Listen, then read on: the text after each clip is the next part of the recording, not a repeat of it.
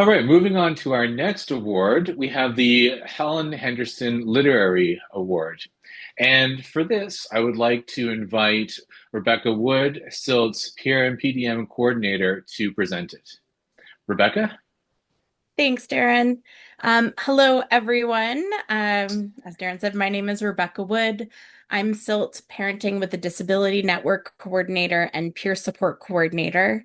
And one of the monthly programs that I run is called the Disabled Writers Drop-In. This is a monthly virtual meetup and a chance for a cross-disability group of writers to connect and write in community.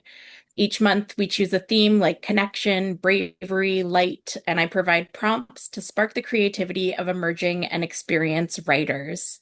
We discuss writing from a disability perspective, and together we create a collective poem each month. Telling our stories is important, and you can see some of the brilliant writing that's come out of SILT's creative writing programs on our website. I love facilitating that group, and I am also a poet and a writer with lived experience of chronic illness and disability. My first poetry collection, called Multimorbid, about navigating multiple sclerosis and comorbidities, is coming out this fall. And as someone who engages both personally and professionally with disability-centered writing, I'm so pleased to be presenting the Helen Henderson Literary Award here tonight. The Helen Henderson Literary Award was established in 2016 to acknowledge an exceptional piece of writing that raises social awareness of a disability issue or barrier. It's named in honor of Helen Henderson, a writer, a journalist, and the pioneer author of a column in the Toronto Star that brought disability issues to the public. She was diagnosed with multiple sclerosis in the late 1970s, and since then she fought to maintain her independence. Her career at the Star began in 1971 as a business reporter. After moving to the Star's Life section, she proposed writing a column about people with disabilities and the issues they face. She was the first person at the Star to address disability issues on a regular basis and provided critical coverage of the direct funding program in the early days. In 2014, Henderson was elected president of the CILT board. You can read the writing of past recipients of the Helen Henderson Award on CILT's website, and tonight we are about to add one more recipient. So, on behalf of CILT's Board of Directors, I would like to present this year's Helen Henderson Literary Award to Tika.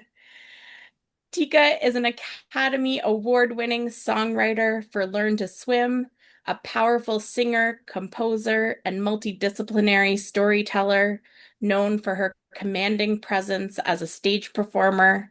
She is currently in a season of healing and renewal, readying herself for her return to live performance.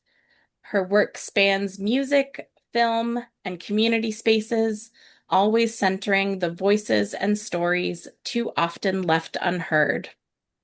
In her essay, When Surrender Becomes the Teacher, she reflects on her personal journey through a herniated disc injury as a touring musician and how navigating pain, vulnerability, and care reshaped her understanding of disability and independence.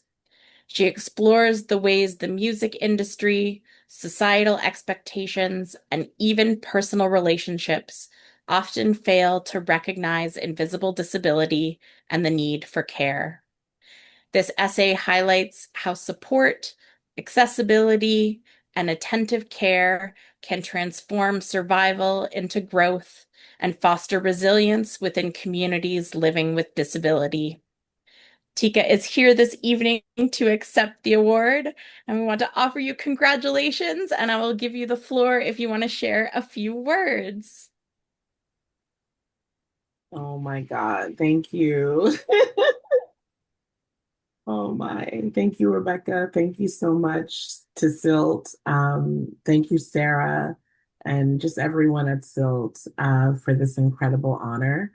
I'm really, really deeply grateful to receive the Helen Henderson Literary Award and also to be welcomed into a lineage of writers and storytellers who believe in the power of words to transform and to heal.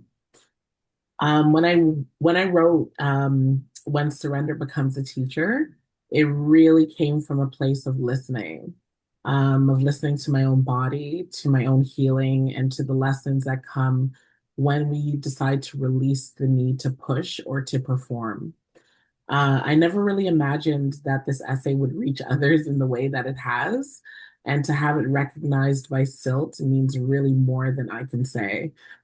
I just want to take a moment to acknowledge the work that CILT has been doing for decades, building access, equity, and community.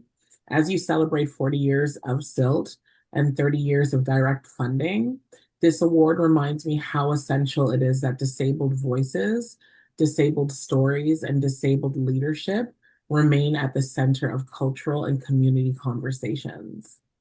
I really received this award not only as an individual recognition, but also as a shared moment for anyone who has ever felt unseen or unheard, or told that their way of moving through the world was too much or just not enough.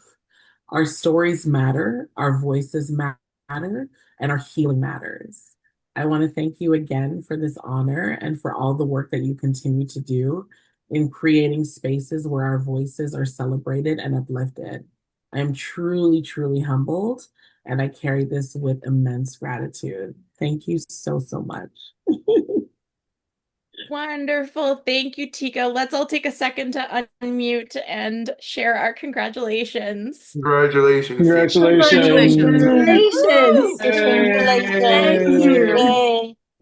Yay. Wonderful.